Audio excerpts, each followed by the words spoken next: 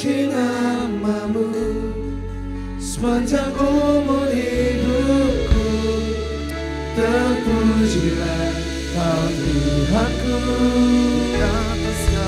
Yesus, padamu ku berseru, Allah penyelamatku. Terpujilah Kau Tuhanku. Ku memuji namamu sepanjang umur hidupku. Terpujilah Kau Tuhanku di atas segalanya.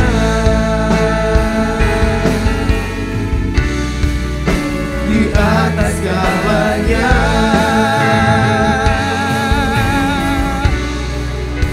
Di atas segalanya. Bapa, terpuji namamu di atas segalanya. Kami baru saja mendengar kesaksian bagaimana Engkau itu Tuhan yang nyata, Tuhan yang real, dan bukan Tuhan yang jauh. Engkau ada bersama dengan kami.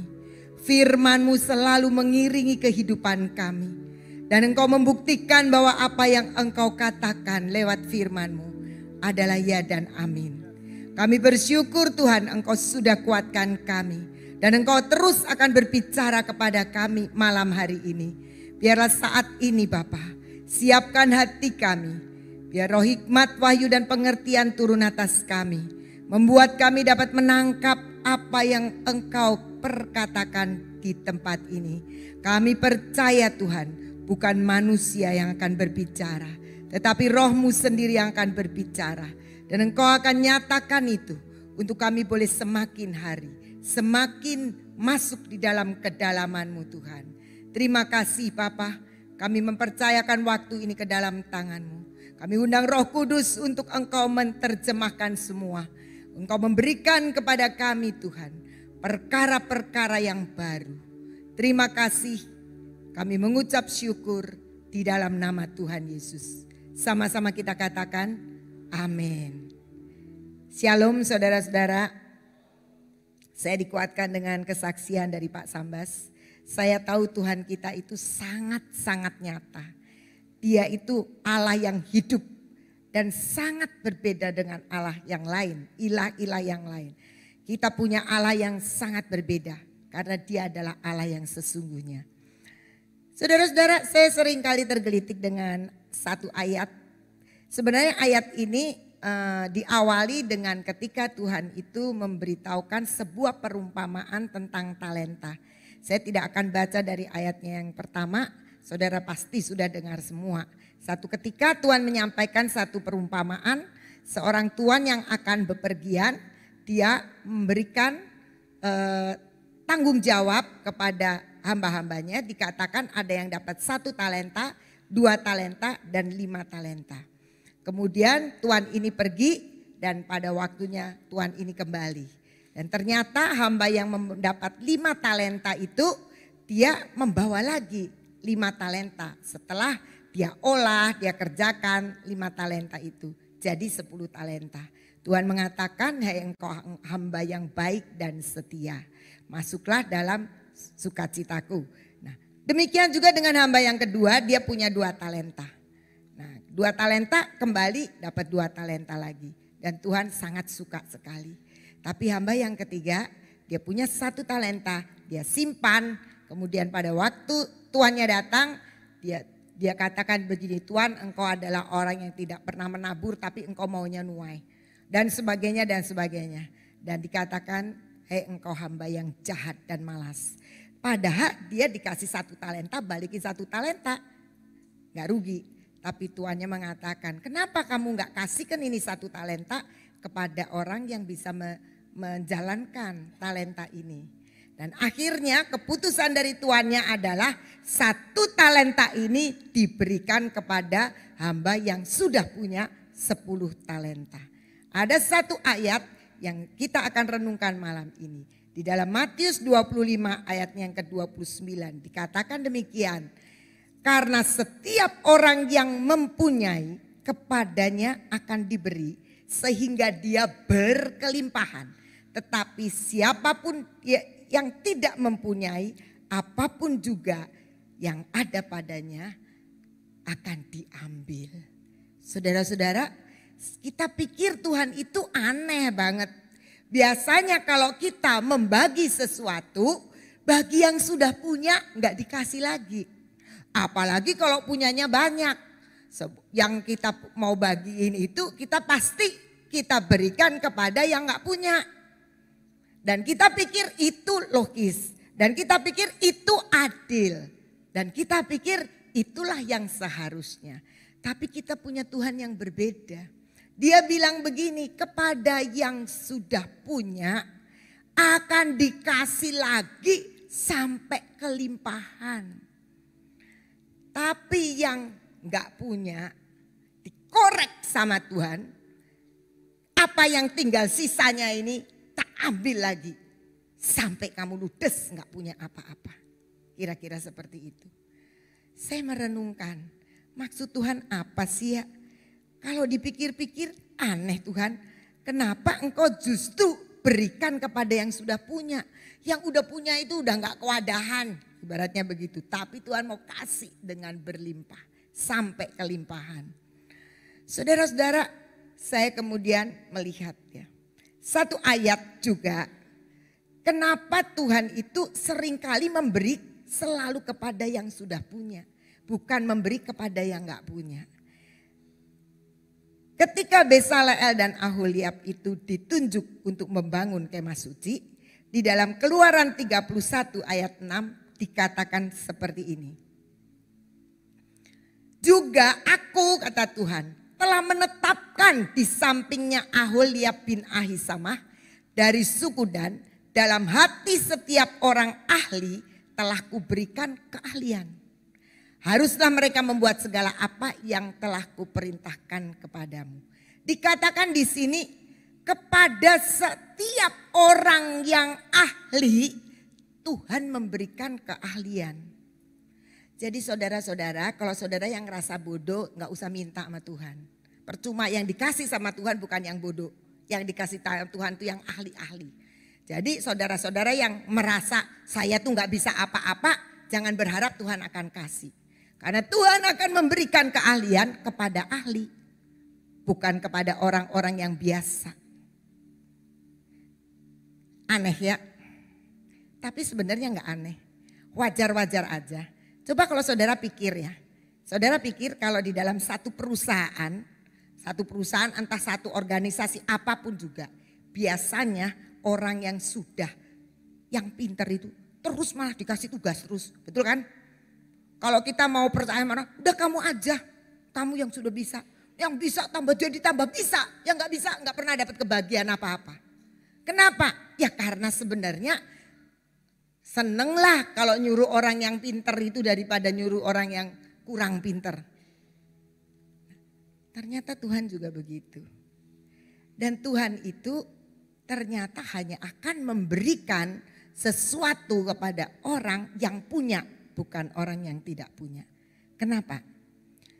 Karena kalau kita mulai renungkan, saya renungkan kenapa ya Tuhan itu kok kasih kepada orang yang sudah punya supaya dia berkelimpahan. Entah itu bentuk uang, entah itu kemampuan, entah bentuk apapun juga bagi yang sudah punya dikasih. Kenapa? Ternyata saudara-saudara dalam perenungan saya menemukan Tuhan itu suka dengan ahli-ahli. Tuhan itu suka dengan orang-orang pintar. Dan Tuhan itu kepingin menjadikan setiap orang, kalau ibaratnya dokter, bukan dokter umum saudara-saudara. Kalau dokter umum itu umum kan, di mana-mana banyak ya. Tuhan mau bikin kita menjadi dokter-dokter spesialis. Amin saudara. Tapi sekolahnya nambah loh. Ya nggak mungkin dong sekolahnya cuman tadi Ibu Nani bilang jadi dokter berapa tahun? Ya sarjana kedokteran 4 tahun, nanti masih ada koas ya berapa tahun. Tapi kalau spesialis nambah lagi. Ternyata Tuhan pengen kita jadi orang-orang Kristen yang spesialis. Yang memang orang Kristen yang punya kelebihan, bukan orang banyak.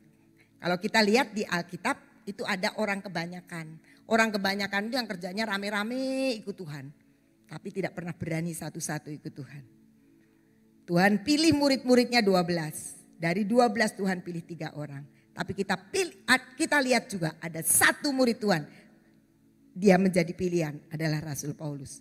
Nah, saudara-saudara, ada kualitas yang berbeda di antara setiap murid Tuhan. Oh, saya murid Tuhan. Murid yang kayak apa dulu? Oh, saya anak Tuhan. Anak yang kayak apa dulu? Yang kebanyakan atau yang spesial? Dan Tuhan mau kita jadi anak-anak yang spesial. Saya pikir Pak Sambas tadi sedang sekolah spesialis. Dia bertemu dengan Tuhan. Saya tidak tahu dia bisa bersaksi begitu. Wah, menggegap gembita begitu ya. Dia lulus mungkin S1,5 dulu. Nanti sebentar lagi S2 ya. Tapi saya mau katakan Tuhan memang melatih kita. Untuk kita tidak menjadi orang biasa. Yang Kristennya biasa. Yang taunya biasa. Yang kenal Tuhannya biasa. Dia pengen buat kita menjadi spesialis-spesialis. Orang yang di atas rata-rata. Dan ketika itu saya mau mulai merenungkan. Apa sih rahasianya yang mungkin kita sudah jadi anak Tuhan. Sudah ngalami jamahan Tuhan. Tapi Tuhan bilang aku mau kasih lagi supaya kamu lebih dan lebih lagi. Sehingga dikatakan setiap orang yang punya dia akan diberi lagi sampai berkelimpahan. Saya membaca dalam satu terjemahan dari The Message dari ayat ini. Dikatakan demikian. Kalau nggak ditayangkan nggak apa-apa. Tapi kira-kira begini. Bahwa Tuhan itu memberikan kepada orang yang who risk the most. Yang berani ambil resiko. Karena ikut Tuhan itu sepertinya ambil resiko. Walaupun resikonya itu nanti dijamin sama Tuhan. Tapi banyak resikonya ikut Tuhan. Saudara begitu ikut Tuhan saudara suruh melayani. Buang waktu enggak? Buang duit enggak? Buang tenaga enggak? Apalagi kalau sudah dapat WA dari Ibu Guatlan. Nyembah bareng kumpul atas instruksi Ibu Nani. Wajib harus datang. Wah, saudara punya janjian apapun harus ditinggalkan. Apalagi punya transaksi, punya bisnis ditinggalkan karena di sini wajib harus kudu. Kalau sudah wajib, bukankah itu sebuah resiko ketika kita mengambil bagian dalam mengikut Tuhan. Dan Tuhan bilang kepada yang mau lebih menanggung resiko, itu yang Tuhan kasih. Masa saudara pelayanan cuma asal datang. Terus kalau lagi melayani datang. Kalau pertemuan pembinaan enggak datang. Nanti aja datang hari Selasa tugas asyir. Nanti aja kalau penari dia datang. Pasti nyembah bareng datang karena itu wajib dan syarat. Kalau Senin tidak datang, Selasa tidak boleh melayani. Jadi pada datang. Tapi kalau nggak ada syarat itu, saya rasa tidak akan banyak yang datang. Tapi saya mau katakan di sini, ketika engkau mau mendapat lebih banyak dari Tuhan, engkau harus berani resikonya. Aku besok kan USBN. Siapa di sini yang besok USBN? Benar, nggak ada yang datang kan? Yang besok USBN nggak ada yang datang. Anak kelas 9. UNBK sudah selesai, sudah gembira Natasha. Saya sudah selesai UNBK, ya. Jadi menarilah dia. Tapi saya mau katakan berarti kemarin, dia juga selesai juga kemarin. Tapi saya mau katakan ternyata orang yang akan mendapatkan dan diberi oleh Tuhan berkelimpahan adalah orang yang berani membayar harga. Untuk dia melayani Tuhan. Untuk dia mengikut Tuhan. Mengikut Tuhan itu bayarnya bukan cuma datang melayani kumpul aja. Saudara sebagai pedagang pun kapan saudara nggak bohong? Waduh nggak bisa. Orang dagang nggak bisa kalau nggak bohong. Nah, saudara harus bayar tuh resikonya. Saudara untuk hidup bersama dengan Tuhan. Saudara harus hidup jujur. Saudara harus hidup benar. Saudara nggak boleh nyeleweng kiri kanan. Ngelirik kiri kanan. Udah nggak boleh. Dan orang-orang yang berani seperti itulah yang Tuhan bilang aku akan berikan sampai berkelimpahan. Apa yang mau diberi? Duit. Ya Tuhan itu kalau namanya beri kehidupan itu segala macam. Saudara yang membutuhkan apa sekarang ini? Saudara membutuhkan hikmat, saudara akan diberi hikmat berkelimpahan. Saudara membutuhkan kesabaran, saudara akan diberi kesabaran berlipat ganda. Saudara-saudara tahu kalau dikasih kesabaran pasti ada buktinya. Saudara, aduh Tuhan, aku ini orangnya gak sabar, mau dibuat aku jadi sabar. Oh Tuhan bilang, aku senang sekali kasih kamu sabar.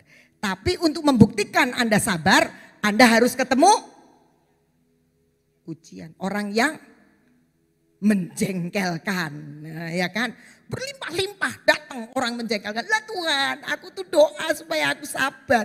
Kalau tambah banyak orang jengkelkan karena Anda mau dikasih berlimpah-limpah kesabaran. Dan perlu dibuktikan karena Tuhan itu selalu real saudara, nyata banget. Nah apapun yang Tuhan berikan, tetapi Tuhan katakan di sini, mereka yang akan diberi adalah mereka the one who risk the most. Yang berani untuk mengambil risiko yang terbesar sekalipun. Dan dikatakan get rid of this, play it safe. Tapi saudara-saudara, pergi orang-orang yang pengennya main aman. Yang kira-kira gak punya resiko. Jadi orang yang gak punya resiko, gak usah. Saya kalau kepanitiaan, saya di belakang layar saja. Sebenarnya intinya kalau di belakang layar itu mau ngapain sih? Kok di belakang layar? Kalau nanti pelayanannya amburadul, aman, gak kelihatan. Kalau pemimpin pujian, pujiannya jelek, yang disalahin siapa? Yang mimpin pujian tuh, yang main musik tuh, yang kelihatan semua. Gak pernah kan? Yang doa barangkali di belakang, gak kelihatan saudara. Nah orang yang sering kali, saya sering ketemu sama orang, gak apa-apa deh. Pokoknya saya gak ikut, saya di belakang aja, bantu saja. Saudara boleh saja saudara begitu, tapi saya percaya Anda tidak akan pernah diberi sampai berkelimpahan. Karena Anda selalu bermain aman, bermain tidak berani menanggung resiko. Saya pikir saudara-saudara, saya meniru pemimpin kita Ibu Nani itu terlalu banyak berani menanggung resiko. Bangun gedung ini aja resikonya. Iya kalau ada jemaat yang ngasih persembahan, kalau enggak, tapi bukti fakta terjadi gedung ini. Ikut Tuhan itu memang harus berani menanggung resiko dalam bentuk apapun. Tidak bisa kita jadi orang Kristen yang aman-aman. Kalau kita mau jadi orang yang aman-aman, kita menjadi orang yang general, orang umum aja, biasa-biasa. Jangan pernah kita berpikir Tuhan akan lakukan hal-hal yang ajaib dalam hidup kita. Kalau kita mau terima sampai berkelimpahan di dalam hidup kita, kita harus berani menanggung risiko. Bahkan yang paling besar kita harus berani. Nehemia contohnya. Nehemia ini seorang tawanan yang menurut saya dia sudah aman sebenarnya. Dia sudah tinggal di Puri Susan, di kerajaan. Dia sebenarnya santai-santai. Coba ditayangkan Nehemia 2 ayat 1 sampai 5. Nehemia ini sebenarnya sudah enak. Daniel enak, semua enak. Tapi saya mau ambil tokoh Nehemia. Dia itu sebenarnya pada bulan Nisan tahun ke-20 pemerintahan Raja Artasasta, ketika menjadi tugasku untuk menyediakan anggur, aku mengangkat anggur dan menyampaikannya kepada raja karena aku kelihatan sedih yang memang belum pernah terjadi di hadapan raja. Bertanyalah ia kepadaku, mengapa mukamu muram walaupun engkau tidak sakit, engkau tentu sedih hati. Lalu aku menjadi sangat takut. Jawabku kepada raja, hiduplah raja untuk selamanya. Bagaimana mukaku tidak akan muram kalau kota tempat pekuburan nenek moyangku telah menjadi reruntuhan dan pintu-pintu gerbangnya habis dimakan api. Lalu kata raja kepadaku, jadi apa yang kau inginkan? Maka aku berdoa kepada Allah semesta langit. Kemudian jawabku kepada raja, jika raja menganggap baik dan berkenan kepada hambamu ini, utuslah aku ke Yehuda, ke kota pekuburan nenek moyangku supaya aku membangunnya kembali. Nehemia ini bikin repot hidupnya sendiri, saudara. Dia sebenarnya sudah ada di istana sekalipun dia tawanan. Tapi ketika dia mendengar tembok Yerusalem itu runtuh, dia merasa sedih sekali. Dia berdoa, dia berpuasa, kemudian dia datang kepada raja, tidak berani minta. Hanya ketika raja melihat turun belas kasihan dan tanya, Nehemia kamu kenapa ya kok mukamu muram, kamu pasti punya persoalan. Iya raja, persoalanku adalah ketika itu tembok kota Yerusalem itu runtuh. Utus aku supaya aku ke sana benerin. Repot kan saudara? Repot. Benerinnya pakai siapa yang nemenin dia? Benerinnya duitnya dari mana? Terlalu banyak resiko yang harus dia tanggung. Tetapi itulah orang yang sebenarnya siap untuk diutus Tuhan. Untuk terima yang lebih, untuk terima yang besar sampai hidupnya berkelimpahan. Nehemia, banyak tokoh-tokoh Alkitab, Daniel dan sebagainya. Mereka adalah orang-orang yang berani mengambil resiko untuk tetap dia melayani Tuhan. Dan mengambil bagian dari semua yang Tuhan sediakan. Kalau kita lihat ya, yang kedua saudara. Yang kedua saya membaca dari penabur. Matius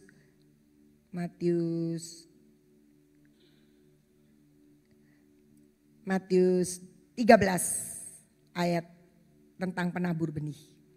Di akhir cerita itu dikatakan lagi bahwa kepada siapa yang diberi, dia akan diberi lagi, yang punya akan diberi lagi. Sama ayatnya persis. Saya baca, kemudian saya melihat di situ bahwa dikatakan someone has a ready heart. Orang yang punya hati yang siap. Siap untuk apa? Siap untuk diberi sama Tuhan wawasan. Diberi sama Tuhan understanding. Diberi sama Tuhan firman-firman. Dan orang yang punya hati yang siap, itulah orang yang akan diberi dan selalu diberi.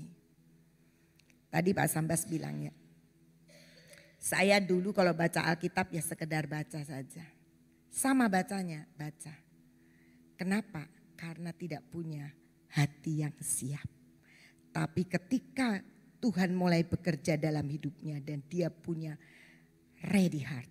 Dia punya hati yang siap. Saat dia membaca ayat yang sama. Saat dia mendengar apa yang pernah dia baca. Menjadi berbeda. Karena punya hati yang siap.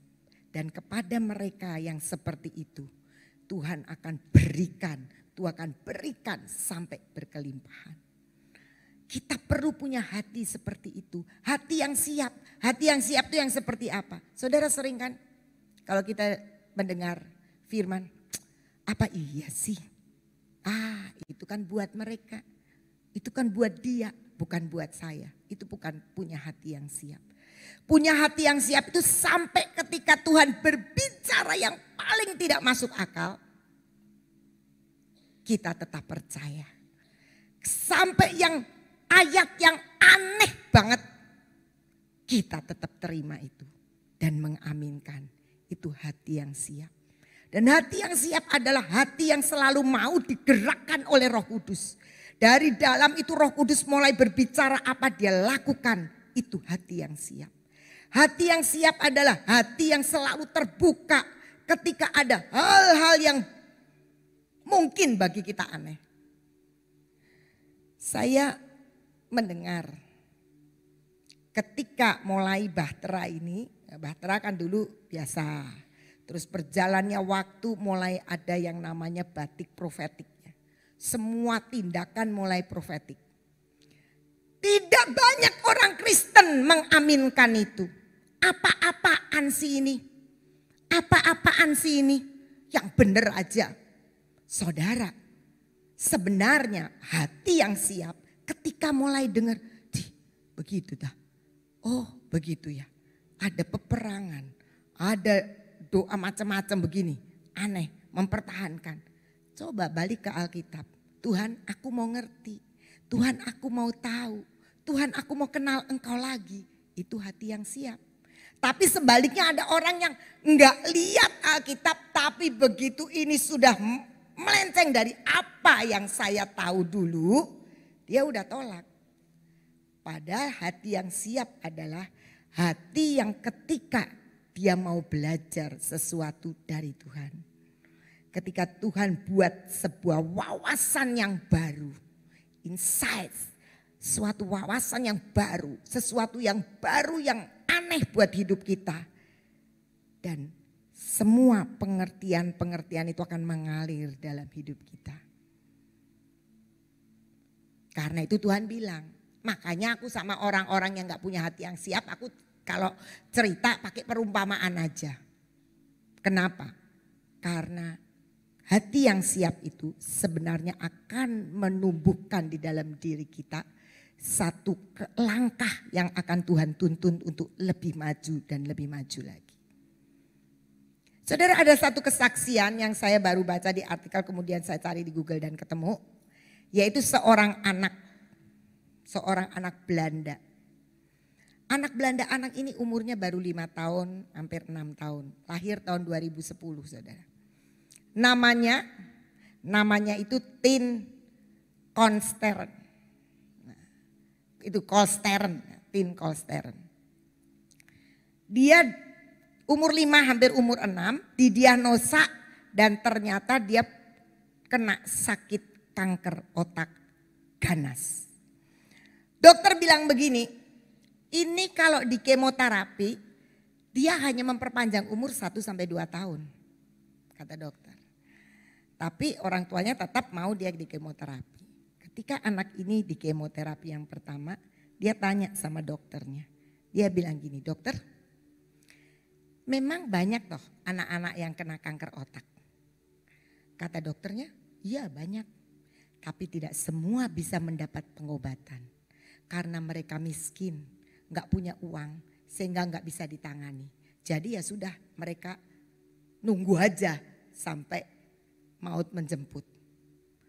Anak ini pulang ke rumah, dia punya satu hati yang siap.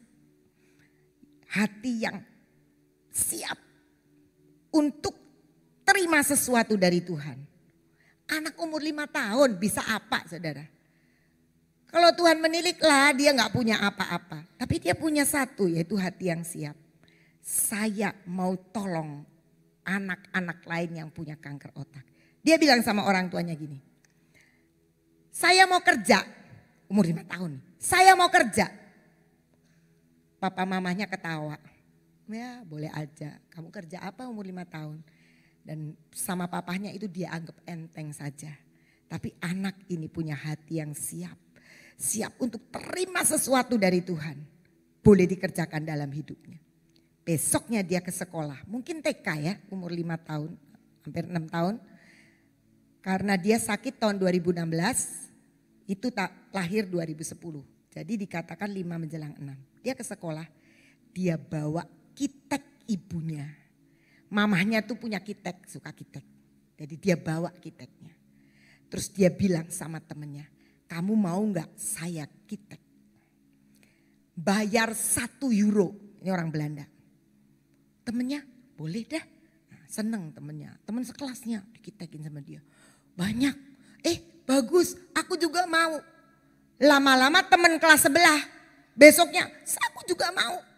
Jadi lama-lama banyak di sekolah itu. Tiap hari dia kitekin teman-temannya, dia dapat 1 euro. Sampai satu ketika mamahnya bilang begini, karena kondisi dia sakit, rumahnya kecil, dia bilang gini, aku bikinin deh kamu rumah kaca di depan di halaman. Nanti buat teman-teman kamu yang mau kitekkan boleh datang ke situ dikitek. Singkat cerita dia mulai kitek di rumah banyak. Ada dari TV, studio TV, lihat di shoot, masuklah di TV. Begitu masuk di TV, begitu banyak orang tahu bahwa uangnya ini dikumpulkan untuk anak-anak yang menderita kanker otak. Semua pada datang, sampai artis-artis datang, sampai pejabat datang, mereka dikitek. Dan mereka nggak bayar $1. ada yang bayar euro, tidak bayar 100, ada yang bayar 100 euro, ada yang bayar 1000 euro, ada yang cuma ya kalau artis aja ya dikitek sama anak, udah kitek satu aja, satu. Nanti satu dia kasihnya 100 euro. Karena itu amal. Bulan Mei tahun 2017 dia sudah mengumpulkan 2,8 juta euro. Total kalau rupiah 42 miliar. Dan tanggal 7 Juli, 8 Juli tahun 2017 dia dipanggil pulang Tuhan. Tapi saya mau katakan di sini. Dia punya apa? Dia nggak punya apa-apa. Tapi dia punya hati yang selalu siap untuk jadi berkat. Dia punya hati yang terbuka. Dia nggak menangisi kok aku punya kanker otak. Tapi dia berpikir bagaimana orang anak-anak yang punya kanker otak. Tapi tidak bisa berobat. Dan itu hati yang luar biasa. Dan akhirnya apa? Itu semua disumbangkan di Palang Merah. Dia dibawa pulang Tuhan. Tapi sebenarnya dia sudah melakukan begitu banyak. Lebih daripada orang-orang yang hidup. Kenapa? Karena dia punya hati yang siap, yang selalu terbuka. Dia diberi kemampuan saudara untuk ngitekin. Cuma setahun, tapi 42 miliar dia terima. Di sini mungkin bisnis, saya tidak tahu ada enggak yang dalam 1 tahun kerja bisa dapat 42 miliar. Tapi seorang anak yang berusia 5-6 tahun, dia sudah bisa mendapatkan. Karena apa? Tuhan bilang, karena kamu punya hati, karena kamu punya visi, karena kamu punya kerinduan, kamu punya sesuatu, aku akan kasih, aku akan tambahkan sampai berkelimpahan. Dan hebat sekali saudara. Makanya mari kita belajar bagaimana Tuhan mau memakai kita. Jangan kita terlalu suka untuk bilang saya nggak bisa. Jangan bilang, udah saya di belakang layar aja. Saudara rugi besar saudara kalau bilang begitu. Karena sebenarnya Tuhan sedang memberikan kesempatan buat kita. Untuk kita menjadi orang-orang yang spesialis. Menjadi ahli-ahli. Semakin saudara ahli, semakin dikasih keahlian lagi sama Tuhan. Keahliannya sama, wah bisa berbeda-beda. Makanya kita tahu ada multi talent dan sebagainya. Menurut saya itu orang biasanya mencoba hanya dari sedikit. Lama-lama dikasih tugas, kasih tugas terus gitu. Saya kadang-kadang sedih ketika saya bertemu. Seorang kepala sekolah pernah bicara sama saya begini. Ada seorang guru, Miss. Guru ini begitu besar sebenarnya potensinya. Potensinya ini besar sekali. Saya kasih tugas selalu dia bisa kerjakan dengan sangat baik. Tetapi dia selalu mengeluh. Kenapa Miss? Aku terus yang dikasih tugas. Saya bilang itu guru yang kurang pinter. Tapi bersyukur sekarang sudah tidak ada di Terang Bangsa. Karena saya selalu mengatakan guru-guru Terang Bangsa. Ketika kamu ditunjuk dan kamu mendapat kesempatan. Itu sebenarnya satu momen di mana Tuhan sedang memperbesar kapasitasmu. Sampai berkelimpahan. Dan orang yang seperti itulah orang yang diberkati. Yang ketiga saudara-saudara. Kita melihat dalam satu terjemahan Amplified Bible dikatakan untuk kita bisa memiliki dan terus Tuhan akan berikan, kita harus punya spiritual wisdom. Kita harus punya hikmat roh. Kita harus punya apa itu spiritual wisdom? Adalah kita adalah orang yang selalu haus dan mau terima sesuatu dari Tuhan. Karena itu kita harus belajar terima, punya kehausan, kelaparan akan Tuhan. Sesuatu yang Tuhan mau ajarkan seperti apa. Kadang-kadang kita hanya kepengen dengar apa yang enak di kuping. Tapi sulit untuk kita terima apa yang sebenarnya Tuhan sedang ajarkan. Walaupun kadang-kadang pedes, kadang-kadang enak, kadang-kadang rasanya kurang mateng saudara. Karena kadang-kadang itu kita mikir hikmat yang Tuhan berikan itu enggak pas. Tapi saudara kita harus percaya Tuhan kita adalah Allah yang sedang membawa kita untuk selalu tambah ahli, jadi spesialis semua.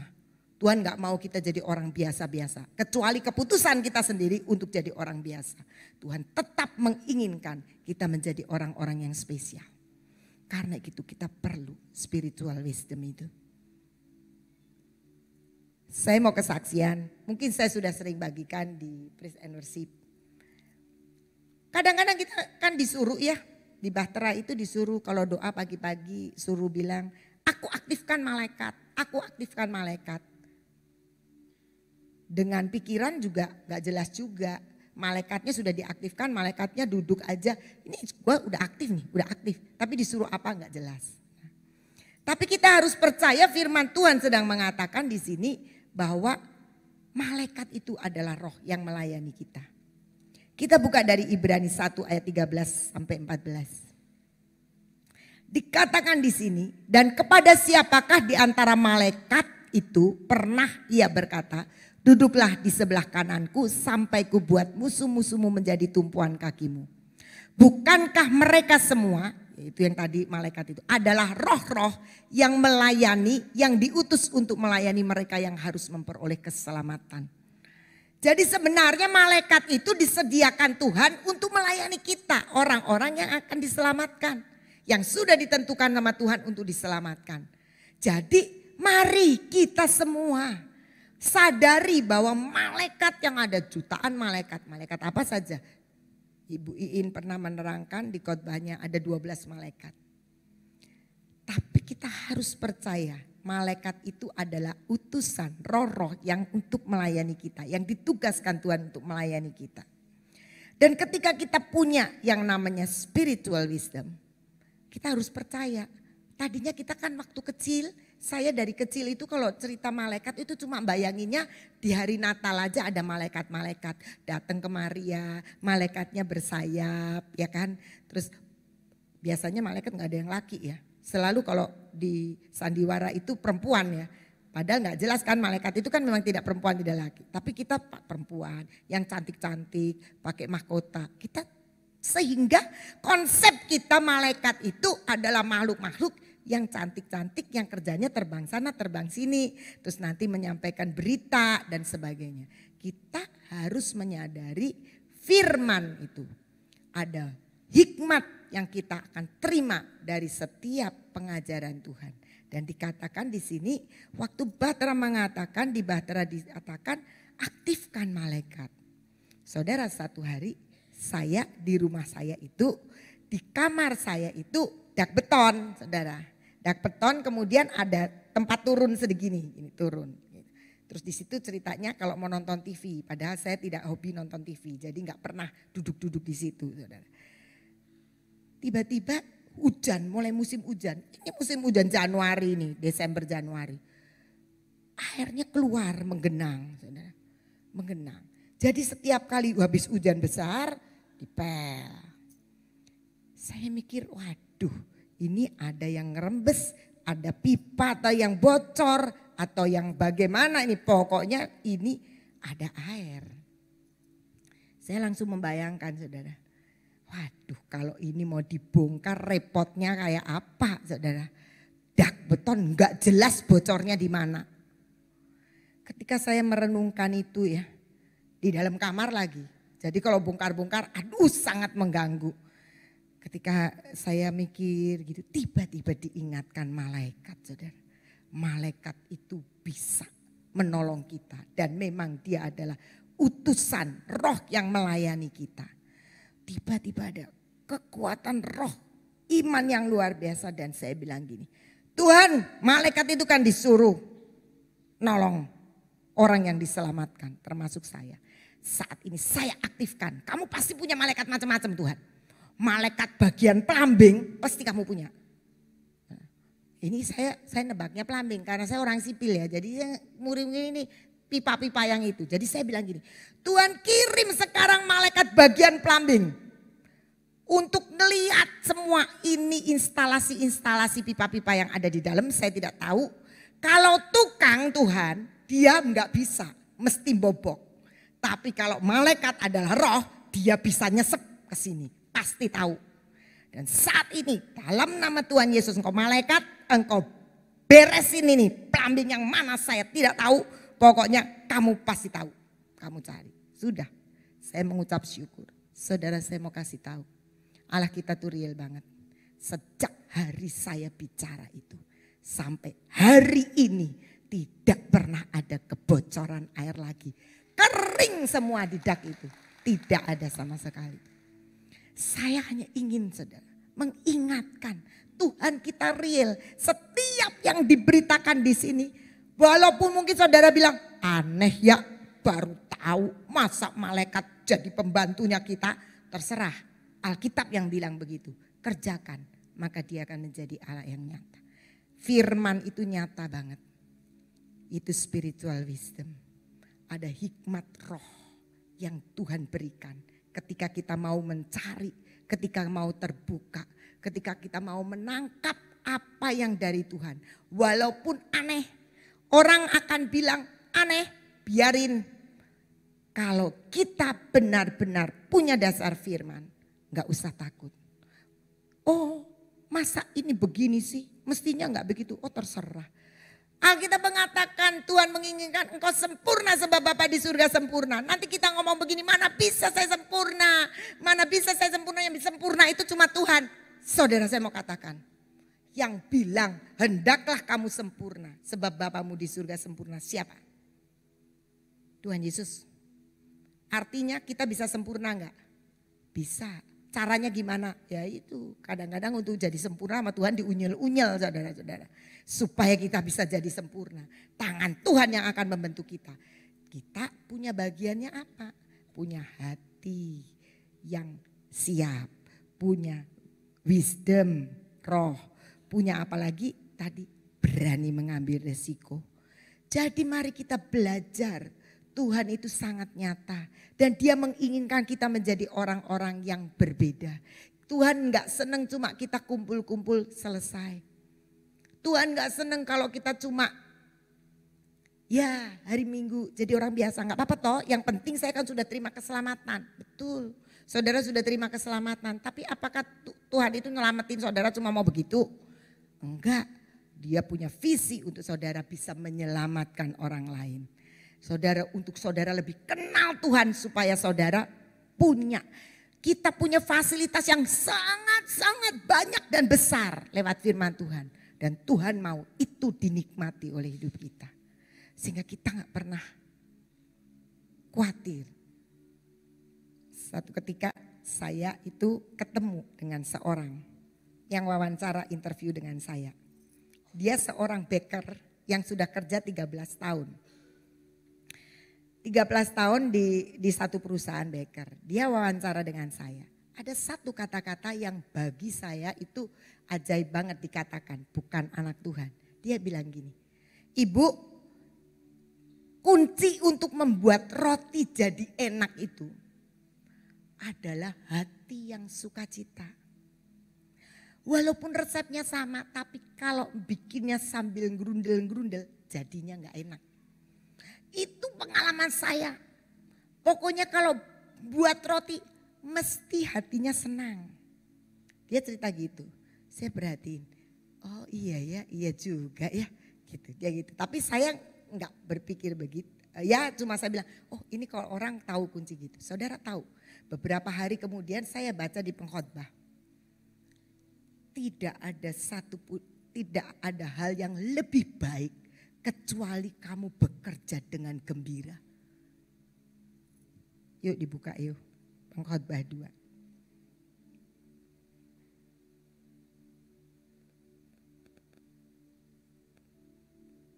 Pengkhotbah 2. Ayatnya ayat berapa ya?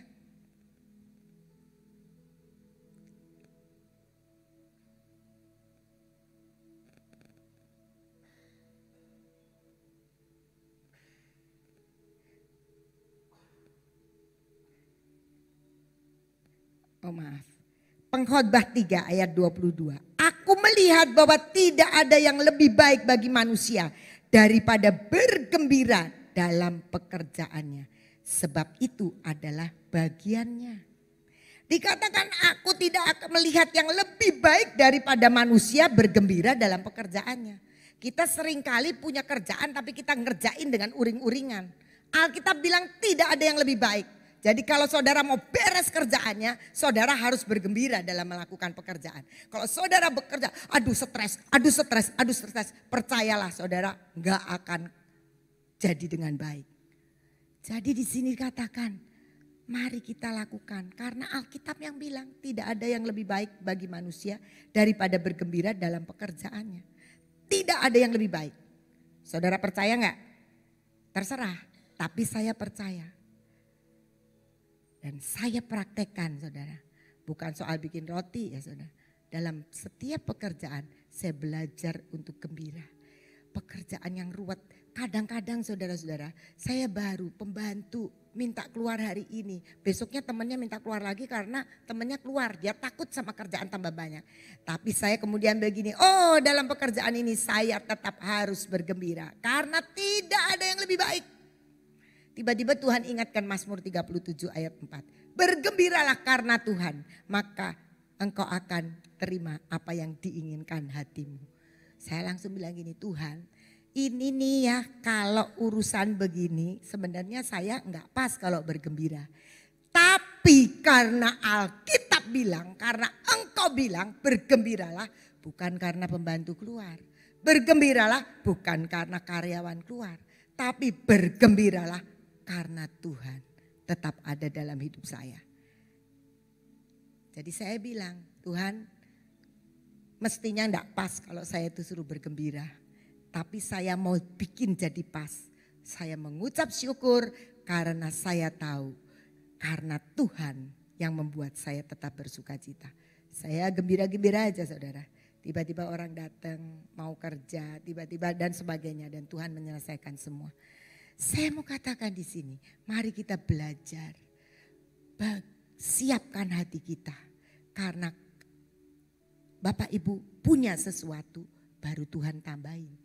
Kalau enggak punya apa-apa, aku enggak bisa apa-apa. Tuhan bilang sini tak korekin semua, tak ambil semua. Apa yang kamu bilang kamu tidak punya apa-apa. Jangan pernah bangga ketika Anda itu tidak lakukan apa-apa. Tapi bermegahlah di dalam Tuhan ketika Anda itu punya kesempatan untuk melakukan sesuatu. Kalau enggak bisa gimana? Itu urusan Tuhan. Yang penting ketika kita melakukan karena ada spiritual wisdom. Ada hikmat roh yang memimpin kita. Kalau ini proyeknya saya belum pernah, enggak apa-apa. Kalau memang Tuhan tuntun untuk kita ada di situ, kita kerjakan. Saya percaya saudara-saudara, setiap kita Tuhan punya rencana untuk lakukan sesuatu. Masakan kita kalah sama tin tadi itu, yang tin orang Belanda tadi, anak yang umur 5 tahun. Dia bisa berbuat sesuatu, hanya waktunya dalam 1 tahun. Kita punya kesempatan lebih banyak, kita punya kemampuan menurut saya lebih banyak daripada seorang yang umur 5 tahun. Karena itu baiklah kita menyiapkan diri supaya kita tidak pernah takut dengan harga yang harus kita bayar. Karena ada resiko-resiko ketika kita taat dan mentaati Tuhan. Tapi percayalah resiko itu terlalu kecil ditimbang dengan apa yang Tuhan akan selalu berikan kepada kita. Biar kita punya hati yang selalu siap dan terbuka dengan apapun juga yang Tuhan bawa kita untuk kita mengerti. Dan kita perlu hikmat roh untuk memimpin kita dan mempercayai Tuhan lebih dari segalanya. Beberapa hari yang lalu Ibu Nani menyampaikan satu pesan dari Tuhan yang bilang begini, hidup kita itu 80% rohani, 20% pulih jasmani. Saya langsung mikir aja, 80% rohani, 20% jasmani. Mungkin saudara terus mikir begini, 80% rohani, waduh saya di Gracia terus 80% dari waktu saya. Kalau hidup saya 24 jam, 24 jam potong tidur 8 jam. Itu udah kebanyakan 8 jam tuh. Anak kecil 8 jam. Tapi udahlah potong tidur 8 jam. 16 jam. 20% itu cuma 3,2. Sisanya buat yang rohani. Saya terus mikir aja ya. Gimana ya yang rohani ini. Saudara, ini yang saya dapatkan. Mudah-mudahan seperti yang Tuhan mau. Tapi saya pikir begini. Sebenarnya Tuhan itu pengen 100%. Tapi tahulah kalau kita itu susah untuk bikin 100%. Jadi begini, yang namanya jasmani itu ketika kita itu melakukan segala sesuatu tapi enggak mengikut sertakan Tuhan. Biasanya kalau kita makan kan jarang kan. Oh doa sih doa, tapi milih makanan kan sembarangan. Ya kan? Apa yang enak, enggak enak kita enggak mau. Nah itu kira-kira jasmani lah. Tapi kalau yang 80% rohani adalah semua hal dalam hidup kita yang kita siapkan dan biarkan Tuhan mengintervensi. Sehingga Tuhan selalu menuntun kita. Dan Tuhan bilang 80% kamu tuh hidupnya seperti itu. Saudara kan kalau pakai baju gak tanya Tuhan kan. Hari ini mau pakai baju apa? Ya kan, ya itu sedikit jasmani saudara. Tapi kalau kita rohani adalah membiarkan Tuhan mengintervensi hidup kita. Dan setiap langkah hidup kita adalah langkah yang dipimpin oleh roh Tuhan. Itu yang rohani. Jadi kalau 80% ketika kita bekerja itu termasuk rohani enggak? Kalau kita enggak pikir itu rohani saudara-saudara, nanti kita tidur di rumah enggak berani kerja. Nah kalau enggak kerja kan nanti enggak makan. Tapi sebenarnya 80% rohani itu ketika dalam semua pekerjaan kita itu bersama dengan Roh Kudus. Dan Tuhan kasih ya sudahlah 20%. Kamu milih-milih sendiri. Wong makan karep dewek ya. Jangan banyak makan minyak, makannya minyak. Ya sudahlah jasmani sedikit gitu. Tapi Tuhan kasih kesempatan itu. Dia sangat baik. Mari kita belajar seperti itu. Saya menanggapi Tuhan maunya seperti itu. Saya belajar. Gak tahu di depan Tuhan sekarang sudah berapa persen. Tapi saya mau terus menggenapi apa yang Tuhan mau. Kok aneh? Biarkan. Pokoknya kalau pesen Tuhan sebenarnya gak aneh, cuma kita gak biasa aja. Itu pasti akan membawa kebaikan bagi kita. Saudara-saudara mau ditambahkan sampai berkelimpahan? Tahu apa yang saudara punya? Gak tahu. Lah ya mau ditambahin gimana, jangan-jangan Anda gak punya. Ya kan? Minimal kalau penari bisa menari kan. Jadi punya. Mari kita kejar Tuhan supaya ditambahkan terus. Karena kita pasti, karena Tuhan bilang, perumpamaan itu bilang 1, 2, 5. Gak ada yang ini gak usah dikasih, gak bisa apa-apa. Enggak, Tuhan bilang kasih 1, kasih 2, kasih 5. Sesuai dengan kesanggupannya. Mari kita yang sanggup 1, biarkan 1 itu kita olah. Yang sanggup 2, kita olah yang 2 itu. Yang sanggup 5, kita juga olah. Semuanya diolah sehingga tidak ada satupun di antara kita yang Tuhan akan bilang kamu itu hamba yang jahat dan malas. Tapi semua kita akan dengar Tuhan mengatakan, hai kamu semua keluarga persekutuan doa eklesia. Kamu adalah orang hamba-hamba yang baik dan setia. Amin. Amin. Mari kita berdoa. Bapa kami bersyukur sebab kami tahu Engkau adalah Allah yang sangat-sangat baik. Engkau tidak pernah mengingini kami lebih daripada kemampuan kami. Bahkan Engkau melengkapi kami Tuhan. Sampai kami pulih. Mengalami next level. Next level. Engkau katakan bagi orang yang mempunyai akan diberi sampai berkelimpahan. Biarlah malam hari ini dalam perenungan hidup kami akan terus Tuhan minta dibukakan apa yang kami punya. Yang selama ini masih kami simpan.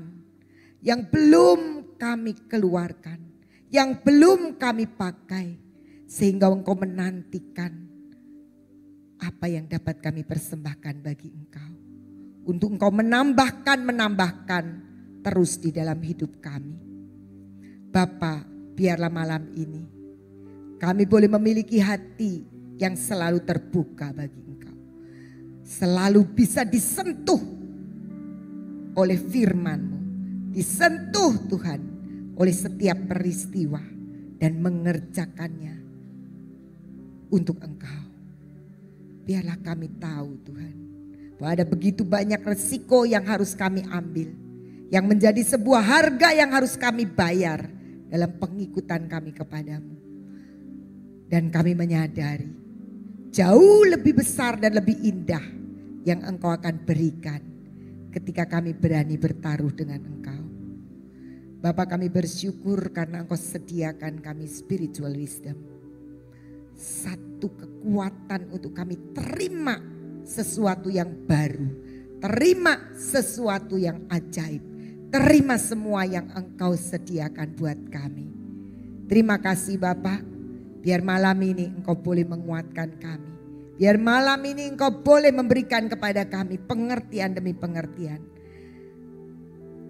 Apa yang hamba sampaikan sudah berhenti sampai di sini. Tapi kami tahu Tuhan, ada pekerjaan roh yang tidak pernah berhenti untuk bekerja di dalam kami. Kami mau membuka pekerjaan roh-Mu Tuhan, untuk jadi semua yang Kau firmankan, yang tertulis akan jadi dalam hidup kami. Firman jadi daging, dan semua itu boleh kami nikmati. Terima kasih Bapa. Kami persembahkan semua ini ke dalam tangan-Mu. Kami percaya Engkau akan terus berbicara kepada kami.